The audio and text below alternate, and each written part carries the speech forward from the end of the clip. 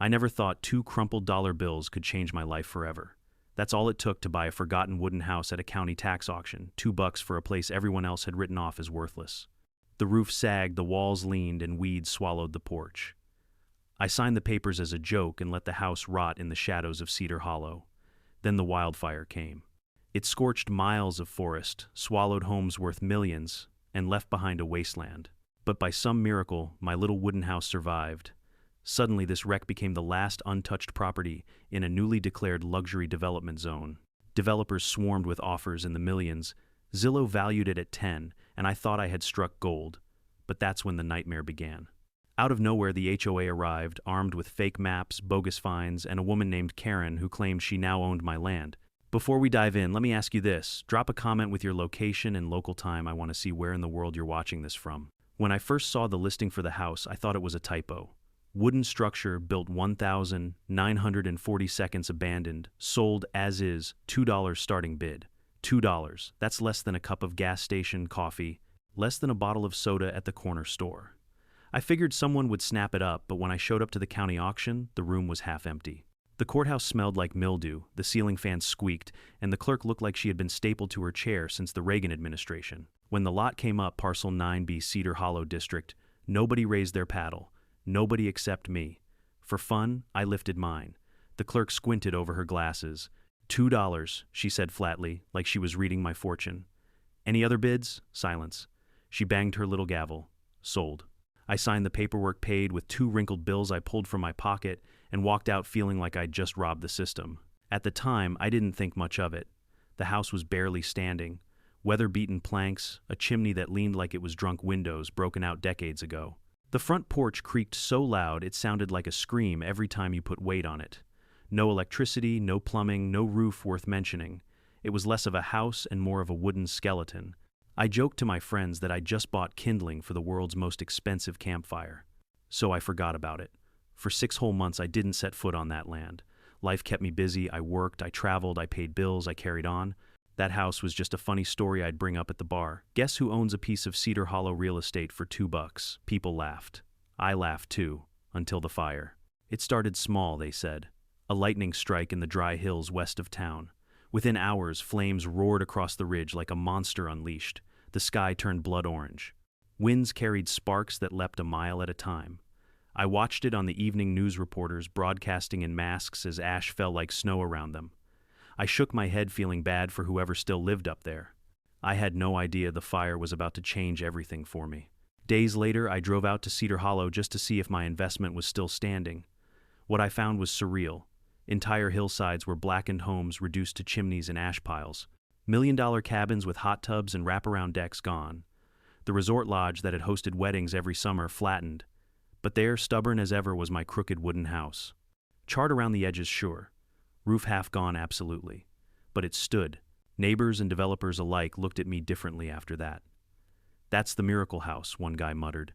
FEMA agents swarmed the area, insurance adjusters scribbled on clipboards, and suddenly my worthless shack was sitting on the only intact parcel in what was now considered prime redevelopment land. The county called it a unique survivor structure within a designated luxury development zone. I called it my golden ticket. The first offer came within a week. $2 million cash. I laughed in the realtor's face. $2 million for something I had bought for $2. The math was obscene. A month later, another developer pushed $5 million across the table. I didn't even blink. Zillow soon estimated my lot and house at over $10 million. That's when I knew I wasn't just sitting on timber and nails, I was sitting on the jackpot. But with money comes vultures. The first sign of trouble arrived one Saturday morning while I was patching a hole in the roof. Hammer in one hand, sweat dripping down my face, I saw her marching up the gravel drive. Wide-brimmed hat pastel, blouse oversized sunglasses, and of course a clipboard hugged tight to her chest like it contained the 10 Commandments. Her name was Karen Whitfield, though I didn't know that yet. She had that look, though. The look of someone who's never been wrong in her own mind. The kind of woman who probably laminated her grocery lists. "You can't be doing that without approval," she said, pointing at my hammer as if it were contraband. I blinked. Approval from who? From Timber Pines HOA. She tilted her chin up like she was announcing royalty. I laughed so hard I nearly dropped my hammer. "Lady, I bought this place for $2 at a county auction. It's not part of any HOA." She smiled sweetly, the kind of syrupy smile that says, "Oh honey, you don't know better. Actually, it's been annexed as of last May. You're within our boundary now." That stopped me cold. Annexed HOA boundary. I knew Cedar Hollow was unincorporated, practically forgotten by the county, until the fire forced everyone to pay attention. I had checked records myself. No HOA had ever existed there. And yet here was this woman, clipboard in hand, declaring ownership over my miracle house like she was the Queen of England. I wiped sweat from my brow. "Ma'am, this house has stood here since the 1942. If anyone had tried to rope me into a neighborhood cult, I think I'd notice." Her smile tightened into a line. "Cult, that's offensive." "What's offensive is you standing on my land telling me I can't fix my own roof." Her sunglasses reflected the light as she stared me down. "You'll be receiving notices," she said, turning sharply on her heel and marching back down the drive. I didn't know it then, but she wasn't bluffing. By Monday morning, I found the first paper stapled to my door. Unauthorized structure modifications. Fine $2, $750. Signed Karen Whitfield, HOA president. And that was just the beginning. The first notice felt like a prank. A flimsy piece of paper stapled crookedly to my front door, accusing me of unauthorized structure modifications. My so-called violation hammering 2 shingles back onto the roof so rain wouldn't flood the place. Fine $2, $750. Signed with a flourish, Karen Whitfield, HOA president.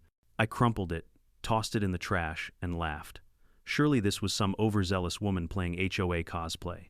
Except Tuesday morning another notice appeared. Roof color non-compliant. Apparently the fact that my patched shingles were unapproved brown warranted another fine. Wednesday, unauthorized vehicle storage. That was my old red Ford truck sitting on gravel, perfectly legal by county code. Friday, failure to submit property title for HOA review. That one made me pause. Property title for HOA review. What HOA? I went from amused to angry. These weren't just warnings, they were building a paper trail. A fake record to make it look like I was under their thumb. By Sunday night, I had 5 notices tacked to my door like scarlet letters, each one more ridiculous than the last. One even cited excessive grass length in the yard. Grass length. My lot was surrounded by blackened earth from the wildfire. The only grass was a few stubborn weeds poking through the ash. That's when it hit me. They weren't trying to find me. They were trying to wear me down, paper me into submission until I either gave up or signed something I shouldn't. This wasn't about compliance. It was about control. I decided to fight back the only way I knew how: evidence. 6 months earlier, right after the fire, I'd installed a few trail cams along the property line, mostly to keep an eye on looters or stray animals, but also because I didn't trust how quickly developers were sniffing around. Now those cameras were my insurance policy. 2 weeks after the first notice, they paid off. One night, around 2 a.m., my phone buzzed with a motion alert. I pulled up the feed. There she was, Karen, marching along my property line with 2 men in polo shirts. One jiggled the lock on my shed. Another shined a flashlight directly into the windows. And Karen. She was holding a folder, scribbling notes like she was conducting an official inspection. The next morning I downloaded the footage and backed it up 3 times. That was strike 1. Strike 2 came when I drove down to the county recorder's office to check the annexation claim. I'd dealt with government clerks before, but this time I came armed with patience and coffee. After a few hours of digging, the clerk handed me 2 sets of maps, the HOA's expansion filing and the official time-stamped submission log. Something didn't add up. The map showed Timber Pines HOA had expanded to include Cedar Hollow, but the submission date was 3 weeks past the legal 30-day comment period. Worse, the signatures had been backdated. The clerk shook his head. "This isn't just sloppy paperwork. This looks deliberate." And there it was, strike 2. Proof that Karen and her HOA hadn't just overstepped, they'd forged their way into my land. But strike 3, that needed to be public. Loud, bulletproof. The following weekend I was up on the roof again, hammering in new supports, when the sound of gravel crunching under tires made me look up. A silver Lexus rolled in like it owned the place. Out stepped Karen, heels sinking into the dirt, and beside her a man with thinning hair and a briefcase. He looked like the kind of lawyer who practiced courtroom speeches in the bathroom mirror. Karen didn't bother with pleasantries. "You're in violation of multiple HOA regulations. Continued resistance will result in escalating fines and possible legal action." I leaned on my hammer. "Funny, because as far as I can tell, this land was never part of your HOA." The lawyer adjusted his tie. Under Article 12 of the Timber Pines Charter, any land within our expansion zone is automatically subject to HOA authority unless contested during a public comment period. Your failure to contest is deemed consent. I laughed so hard I nearly slipped off the roof. Consent. You forged a map backdated a filing and trespassed on my property at night. That's not consent. That's fraud. Karen's jaw tightened. The lawyer began to speak again, but I cut him off. Tell you what, next time you set foot on this land without my permission, bring a warrant. Until then, you're trespassing. They didn't like that. Not one bit. By Monday morning, the fines escalated. $5, 0, 0, 0, here $7, 500 there. They even mailed me a certified letter claiming my property title was invalid and subject to HOA review. That was the moment it clicked. They weren't trying to enforce rules. They were trying to steal the land outright. $10 million worth of wood, ash, and history. I wasn't about to let them. I made 2 phone calls. The first was to the county zoning office requesting certified copies of the original property lines under the 1993 Zoning Act. The second was to my cousin Paige, a municipal code officer 1 county over. If anyone knew how to pull the right strings, it was her. When I told her what was happening, she didn't even hesitate. They forged maps, backdated filings. That's felony territory. Don't move. I'll be there this week. For the first time in days, I felt like I wasn't alone in this fight. But the HOA wasn't done yet. They had one more trick up their sleeve, and it was coming sooner than I thought.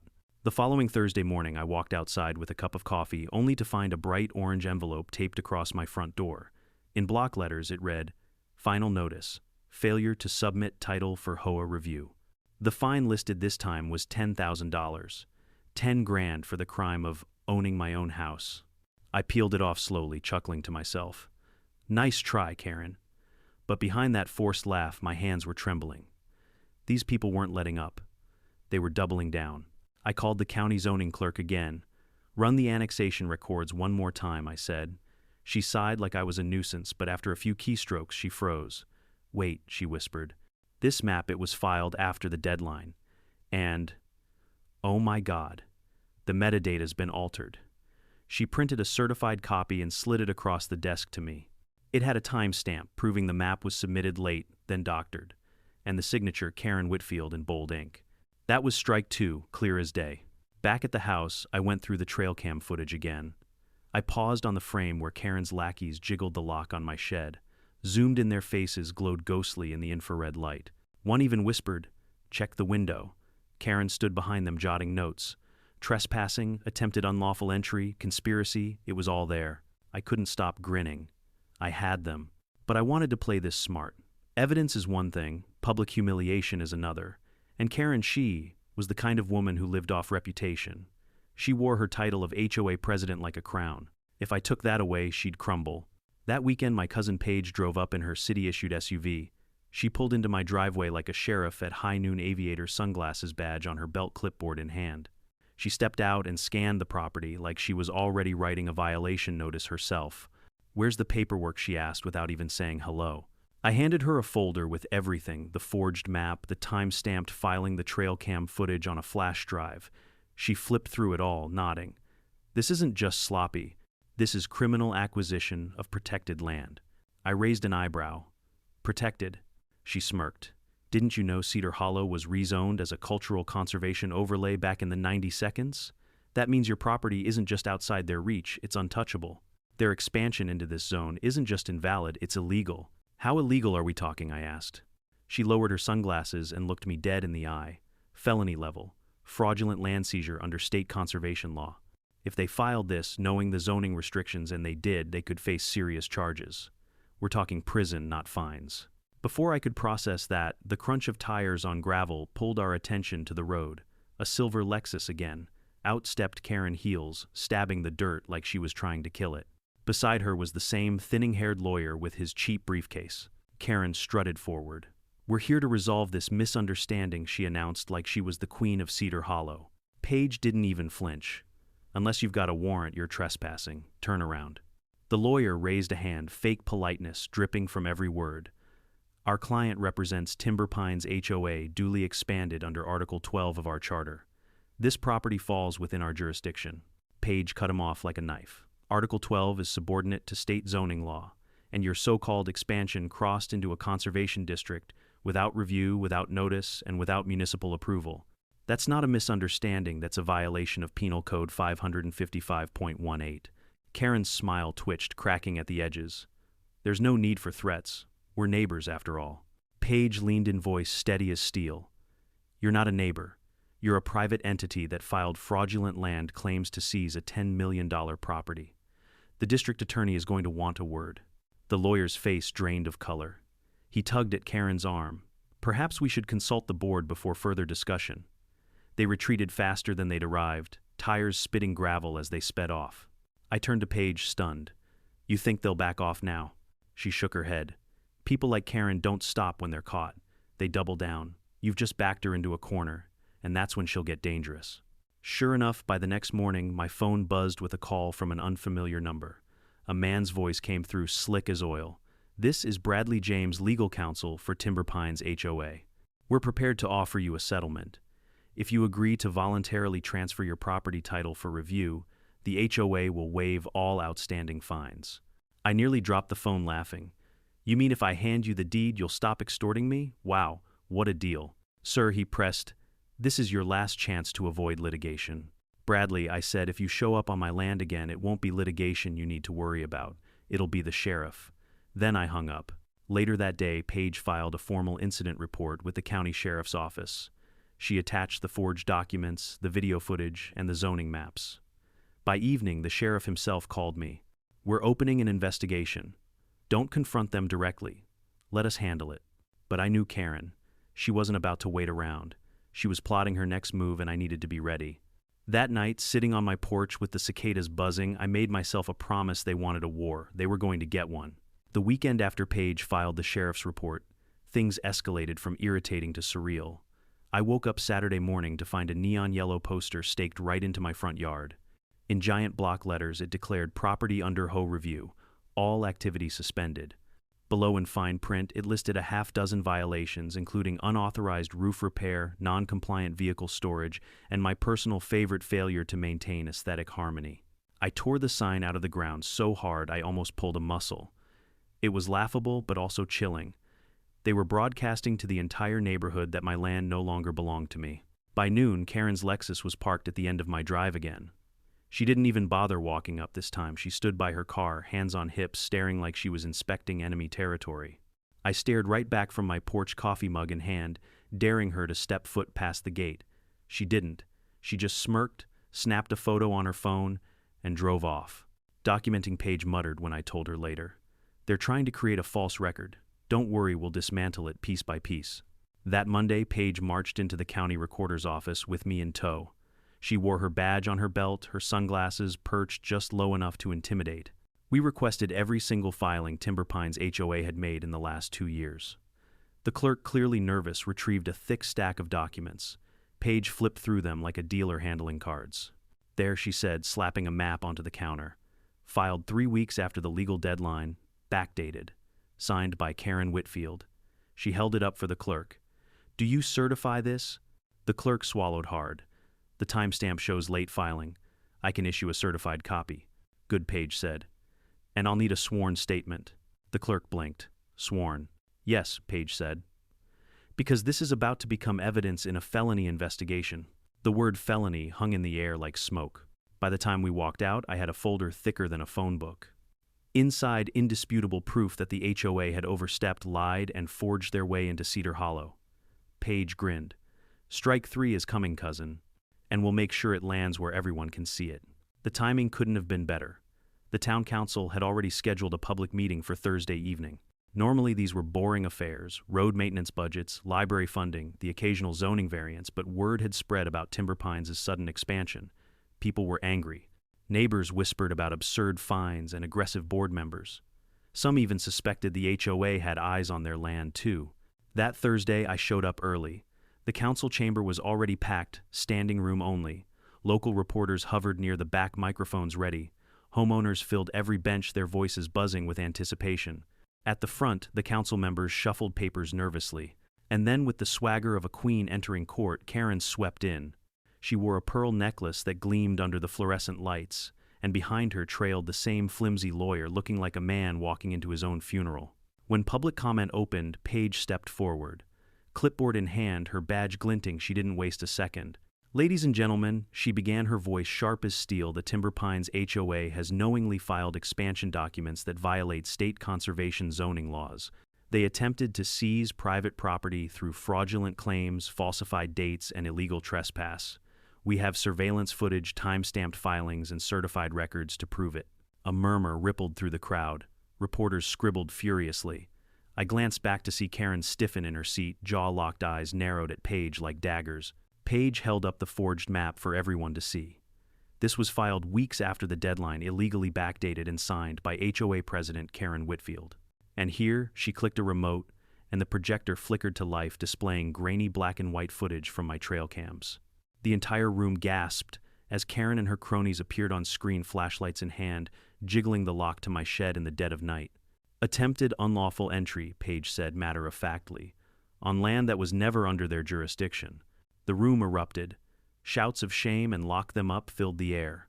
The council president banged his gavel. "Order, order." Karen stood trembling with fury but forcing her voice into honey. "This is a politically motivated smear campaign. Timber Pines HOA has always acted in the best interest of community cohesion and property values. This so-called evidence is taken out of context." Out of context, Paige snapped. "Explain the backdated map. Explain the midnight trespassing. Explain the fines against land never incorporated into your HOA." Karen's mouth opened, then closed. The lawyer leaned in to whisper frantically, but his words only made her scowl harder. The council president cleared his throat. "Given the evidence presented, this council has no choice but to suspend Timber Pines' expansion rights pending full investigation. Effective immediately, all HOA enforcement activity in Cedar Hollow is frozen." The crowd roared. Reporters shouted questions. Karen tried to stand tall, but she looked like a statue cracking under its own weight. She stormed out of the chamber heels, clicking like gunshots, her lawyer trailing behind like a beaten dog. That night, I sat on my porch under the stars, the neon yellow HOA review sign lying broken in the dirt. For the first time since this madness began, I felt like I was winning. But Paige wasn't celebrating. She leaned against the railing, sipping her iced tea, eyes narrowed. "Don't relax yet," she warned. "Karen's pride is wounded. She's dangerous now. And people like her, they don't just back down, they go for the jugular." She was right. The next week would prove that Karen wasn't finished. Not by a long shot. The morning after the council meeting, my phone buzzed nonstop. Reporters, neighbors, even distant relatives I hadn't spoken to in years, all calling to ask about the Miracle House and the showdown with Timber Pines HOA.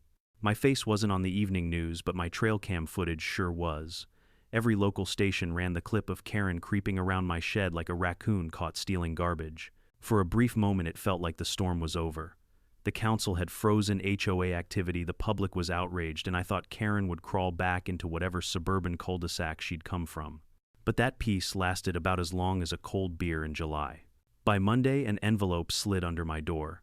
This time it wasn't a fake fine, it was a cease and desist letter from Timber Pines HOA's attorney, Bradley James. The document was 8 pages of legal gibberish, accusing me of defamation, harassment, and malicious obstruction of community governance. They demanded I retract my false accusations or face a lawsuit for damages exceeding $5 million. I laughed so hard I spilled coffee down my shirt.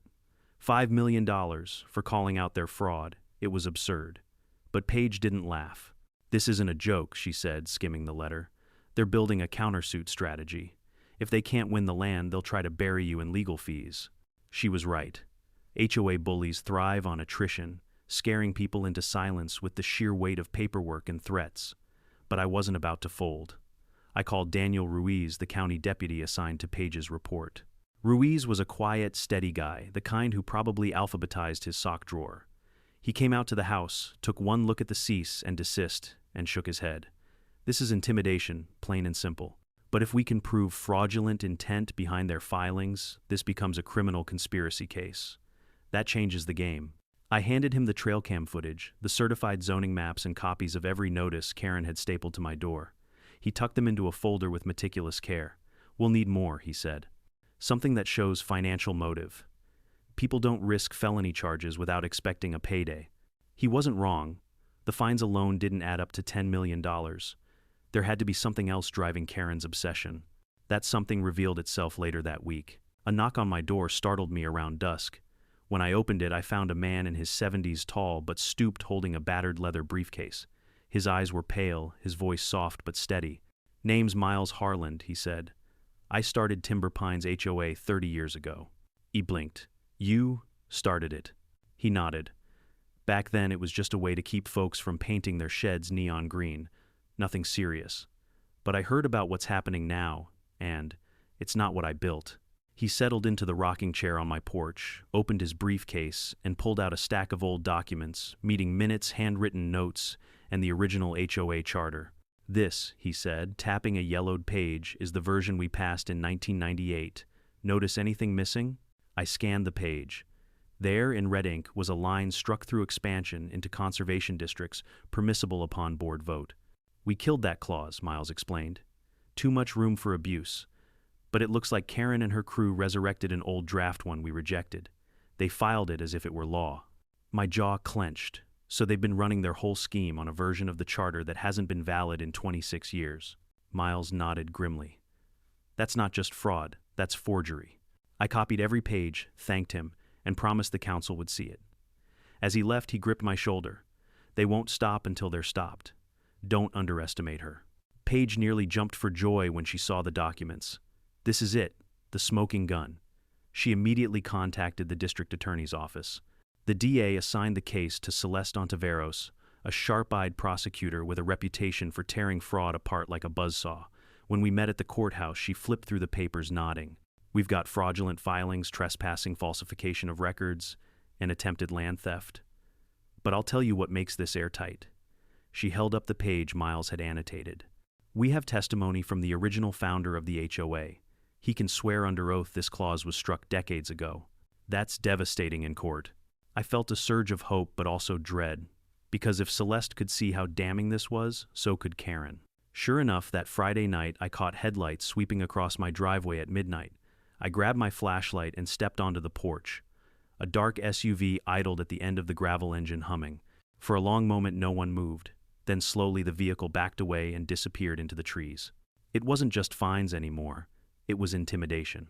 The next morning, Paige found survey flags hidden along my northern property line, freshly planted with codes linked to a company called Western Terrain Dynamics. When she looked it up, her jaw dropped. They're an energy contractor. They do subsurface mapping. This isn't about property value. They're after what's underneath your land. Suddenly, everything clicked. The frantic annexation, the forged documents, the endless harassment. Timber Pines HOA wasn't just trying to steal my house, they were trying to seize mineral rights beneath it. And that meant this fight was only getting started. By the time Paige uncovered the survey flags from Western Terrain Dynamics, the entire scheme finally made sense. The Timber Pines HOA wasn't just salivating over my $10 million property, they wanted what lay beneath it. Shale gas, lithium, rare earth minerals, whatever it was, Karen and her board thought they could sneak it out under the banner of community management. Paige took photos of the markers, bagged them as evidence, and filed an immediate report. "This isn't just zoning fraud anymore," she said, voice grim. "This is attempted mineral rights theft. We're bringing in the State Environmental Compliance Board." And bring them in she did.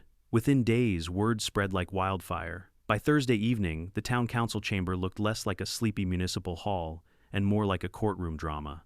The place was overflowing homeowners, reporters, even a few out-of-town officials who smelled blood in the water. I sat near the back, clutching the folder Miles had given me, my trail cam footage on a flash drive in my pocket. Paige stood at the front, her badge clipped neatly, her clipboard stacked with documents. Celeste Ontiveros, the DA, was there, too cool, surgical, and ready to cut Timber Pines to ribbons. The council president banged his gavel. "Tonight's agenda has been amended to address allegations against the Timber Pines Homeowners Association. Miss Whitfield, you'll have the opportunity to respond." Karen rose slowly, pearls gleaming, posture ramrod straight. She spoke with that sugary condescension that made my skin crawl. "Ladies and gentlemen, what we have here is nothing more than an orchestrated smear campaign. Our HOA exists to preserve order, harmony, and property values. These so-called accusations are the product of disgruntled individuals who resent community standards." The crowd muttered angrily. Paige didn't waste time. She stepped to the microphone and dropped the first bombshell, a blown-up copy of the forged annexation map, filed 3 weeks after the deadline. Backdated, signed by Karen Whitfield. Gasps filled the room. She let the murmurs die down, then played the trail cam footage. On the projector, Karen and her cronies crept through the night flashlights, cutting across my shed. This page said evenly is attempted unlawful entry, conducted by the same individuals who claimed jurisdiction over land that was never theirs. The room erupted. People shouted, some booed, others demanded arrests on the spot. Karen tried to interject, but Celeste stood, her voice cool as ice. In addition to falsifying records and trespassing, our investigation has uncovered ties between Timber Pines, HOA, and Western Terrain Dynamics, an energy contractor specializing in subsurface mapping. We have evidence of survey flags illegally placed on private land. This is not about community standards. This is about industrial fraud. The council chamber nearly exploded. Reporters surged forward, cameras flashing. Homeowners shouted things like, "We knew it," and they tried to find me for my dog barking. Karen's composure finally cracked. Her voice rose an octave. "This is absurd. We were simply ensuring environmental safety." Celeste cut her off. "Then explain why your board resurrected a clause removed from the charter in 1998. Explain why the original founder, Mr. Miles Harland, is here tonight with annotated documents proving your expansion authority is fabricated." All eyes turned as Miles stood shaky but resolute. He raised the original charter high. "I started Timber Pines HOA to keep trash off the trails, not to steal land. That expansion clause was killed over 2 decades ago. What they filed is a forgery." The effect was nuclear. The room erupted in shouts. The council president pounded his gavel until it cracked. Finally, he declared effective immediately. Timber Pines HOA is suspended from all operations pending state and federal investigation. Their accounts are frozen. Their expansion rights are revoked. Karen's face turned the color of wet cement. Her lawyer tugged her sleeve, urging her to sit, but she stormed out, slamming the chamber door behind her. Reporters swarmed after her like sharks sensing blood. I thought that might be the end of it, but Paige leaned close and whispered, "This is just the beginning. We've rattled their cage. Now the real skeletons will come crawling out." She wasn't exaggerating. The very next day, auditors swooped in. What they found made the forged maps look like kindergarten mischief. Over $400,000 misappropriated from HOA accounts. Payments to shell companies with no employees. Landscaping invoices for work never performed. Checks written to vendors who didn't exist. And tucked neatly into the paperwork, signatures from Karen and her 2 most loyal board members, authorizing every penny. The press went wild. HOA expansion under criminal scrutiny blared the headlines. Local radio hosted dramatic readings of Karen's passive-aggressive emails. One meme floating around online showed her face photoshopped onto a raccoon clutching a clipboard. But behind the humor was something darker. Deputies executed search warrants on HOA offices, seizing safes filled with duplicate checks, cash envelopes, and even recordings of board meetings where Karen openly discussed pressure tactics. Deputy Ruiz summarized it best when he visited my porch that evening. "This isn't just fraud," he said, flipping open his notebook. "This is racketeering. We're talking about a criminal organization hiding behind the letters HOA. I should have felt vindicated. I should have been ready to celebrate. But as I looked out over my ridge, the sun dipping behind the charred tree line, I couldn't shake the feeling Paige was right. Karen wasn't finished. Not yet." By the time the auditors finished their review, Timber Pines HOA looked less like a neighborhood association and more like a mafia crew with clipboards. The sheriff's office raided their clubhouse, a modest-looking building near the golf course, and carried out boxes of records. Inside, they found duplicate vendor contracts, falsified invoices, and a ledger, so incriminating it could have doubled as a confession. Word spread fast. Residents who'd kept quiet for years suddenly stepped forward with stories. One elderly couple said they'd paid nearly $6,000 in fines for pet noise disturbances, despite not owning a dog. A single mother described how Karen fined her for unauthorized play equipment when her kids set up a $20 Walmart kiddie pool. A retired mechanic claimed Karen had used his property line to justify the HOA's expansion perimeter and then slapped him with a fine for fence nonconformity. Each story added fuel to the fire, and the fire was spreading.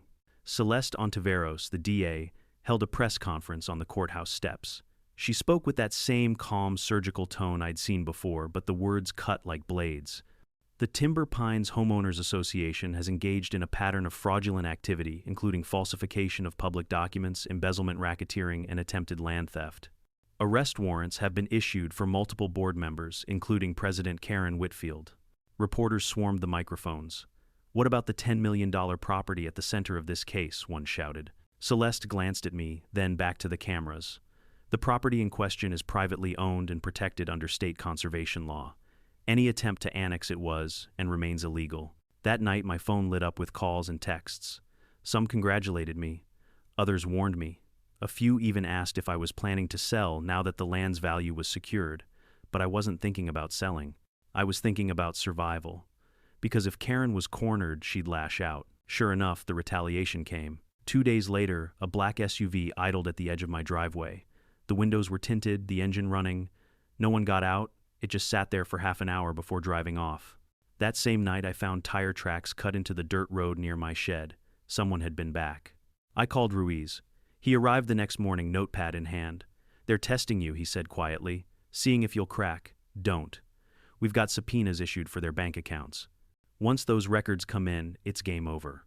Game over came faster than anyone expected. The sheriff's department executed simultaneous arrests on a rainy Thursday morning. Sirens cut through the mist as deputies swarmed Karen's home. Neighbors peeked from behind curtains as she was led out in handcuffs, her pearl necklace still clasped around her neck. The lawyer, Bradley James, was picked up the same hour, his briefcase confiscated like it was Exhibit A. 2 board members were caught trying to shred documents in the clubhouse office. The charges read like a crime novel: forgery, wire fraud, embezzlement, conspiracy, attempted unlawful annexation. Bail was set in the millions. For Karen, prosecutors demanded she be held without bail, citing flight risk and the severity of the charges. When the arraignment was broadcast on local TV, I couldn't help but watch. Karen sat stiffly in her navy blazer, eyes fixed forward, lips pressed thin. She didn't glance once at the camera.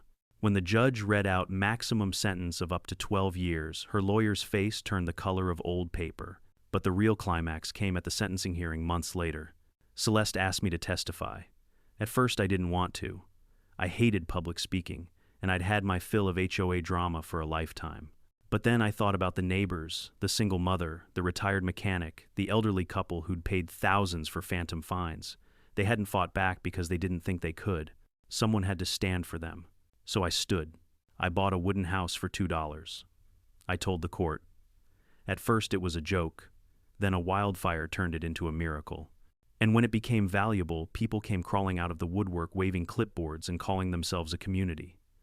But it wasn't about community. It wasn't about harmony. It was about greed. They tried to steal what wasn't theirs, and when that didn't work, they tried to bury me in paper fines and threats. But they forgot one thing: paper burns and truth doesn't. The courtroom was silent. Karen sat across from me, stone-faced. She didn't blink. When the judge finally handed down the sentence, 12 years in federal prison restitution to every resident, extorted and permanent ban from any fiduciary role, the mountain outside seemed to exhale. Other board members received lesser terms, but all were barred from ever serving in an HOA again. Timber Pines was dissolved entirely, their accounts frozen, their assets seized for repayment. After the hearing, Dennis, the retired mechanic, slapped me on the back. To the guy who turned $2 into justice, he said, handing me a flask. We toasted right there on the courthouse steps. It burned all the way down, but it tasted like victory. Back at Cedar Hollow, life grew quieter. No more orange envelopes, no more phantom fines. Just the creak of the wooden porch, the chirp of cicadas, and the stubborn little house that had survived fire, fraud, and fury. I thought it was over, but I was wrong. Because 1 week after the sentencing, I found a folded note tucked under my windshield wiper, weighted with a small stone. No name, no return address, just one chilling sentence in block capitals: check the well. I stared at the note for a long time, the words stamped in my mind like they'd been carved into the wood of my porch. Check the well. The old stone well sat behind the house, half hidden under pine needles and brush. I hadn't touched it since I bought the property. It was covered with a rusted grate, practically sealed by time. But now my stomach churned with dread. Someone had oiled the hinges. Someone wanted me to look. I grabbed a flashlight, gloves, and a rope ladder. As I lifted the grate, it creaked far too smoothly. Shining the beam into the darkness, I saw something metallic wedged against the wall 20 feet down. My pulse hammered. I lowered myself slowly into the cool, damp air of the well, scraping my hands on the stones until I reached it, a lockbox clean, and new wedged deliberately between 2 rocks. Whoever placed it there hadn't meant for it to be forgotten. They meant it to be found. Back on the surface, I cracked the box open. Inside were folders, receipts, and a flash drive. The receipts bore the name Western Terrain Dynamics. The blueprints showed an underground pipeline mapped straight across my land, and the audio file on the drive, Karen's voice clear as day. We'll push the claim through the HOA charter first. Once we secure the parcel, we authorize the test drills. Nobody reads conservation contracts anymore. And if the owner resists, we drown him in code violations until he sells. I felt sick. This wasn't just a neighborhood scam. This was industrial-scale fraud, and Karen wasn't acting alone. I drove straight to Paige's office.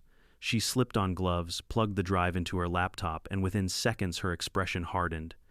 "This isn't HOA business anymore," she said. "This is federal territory." That night, a sealed warrant was issued. Federal agents arrived the next morning in unmarked SUVs, introducing themselves as part of the Environmental Crimes Task Force. One agent Langley pointed at fresh survey flags hidden near the ridge. "These were placed in the last 6 months," he explained. "They were preparing to sell mineral rights to contractors before the annexation was even approved." He crouched beside one flag, brushing away dirt, to reveal a code, WTD 3 amperes. Western Terrain Dynamics was ready to drill here. Shale gas, maybe lithium. If the annexation had stuck, they'd have had legal cover to exploit this entire ridge. I clenched my fists. So the HOA was just a puppet. Langley shook his head. More like a partner. They faked jurisdiction. Western Terrain paid them off, and together they'd cash in while you were buried in fines. Celeste confirmed it later that evening.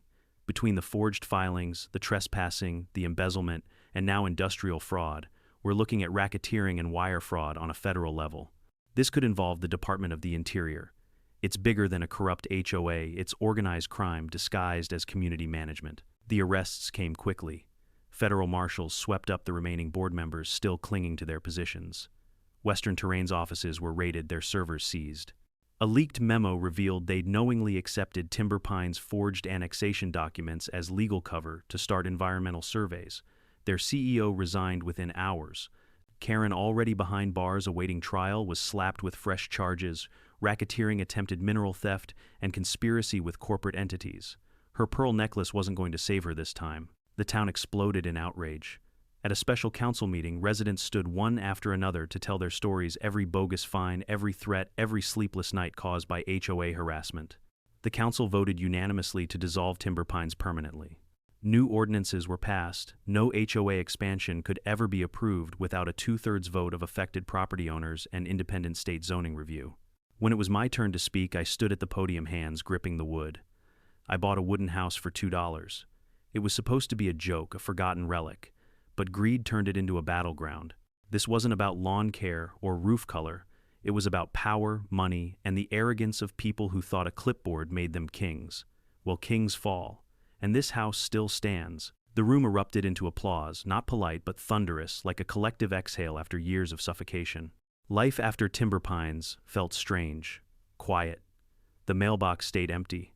No fines, no threats.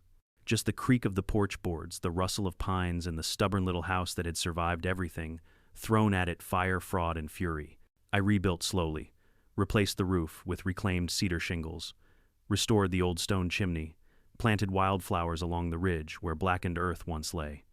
And at the end of the gravel drive, I posted a new wooden sign carved by a local craftsman: private land, not under HOA jurisdiction. Visitors still drive by, sometimes craning their necks to glimpse the $2 miracle house. Some wave, some just stare. I don't wave back, but I leave the porch light on, a quiet reminder that this land is kept, not conquered. For months, it seemed like the fight was finally over. But deep down, I knew this story would outlive Karen Timber Pines, and even me. Because if there's one thing Cedar Hollow taught me, it's that greed never really dies, it just waits for its next chance. And when it comes, I'll be ready. When I look back, it's hard to believe how 2 crumpled dollar bills led me into a battle that exposed just how far greed will go when dressed in authority. A wooden house that was once worthless became the stage where corruption, arrogance, and corporate fraud all collided. But here's the truth I want you to take away. No matter how small you feel, no matter how outnumbered you are, one person standing firm with the truth can bring down an empire built on lies. It wasn't just about saving my land, it was about proving that no clipboard, no HOA title, and no fake rulebook can strip you of what's rightfully yours. Courage, persistence, and a refusal to be intimidated are more powerful than any fine or fabricated law. So if you've ever felt crushed by unfair systems, remember this story, fight smart, gather evidence, and never let arrogance bully you into silence. And now I'd love to hear from you. Drop a comment below with your thoughts, or share if you've ever faced an HOA nightmare of your own. Don't forget to subscribe, because trust me, the stories only get wilder from here.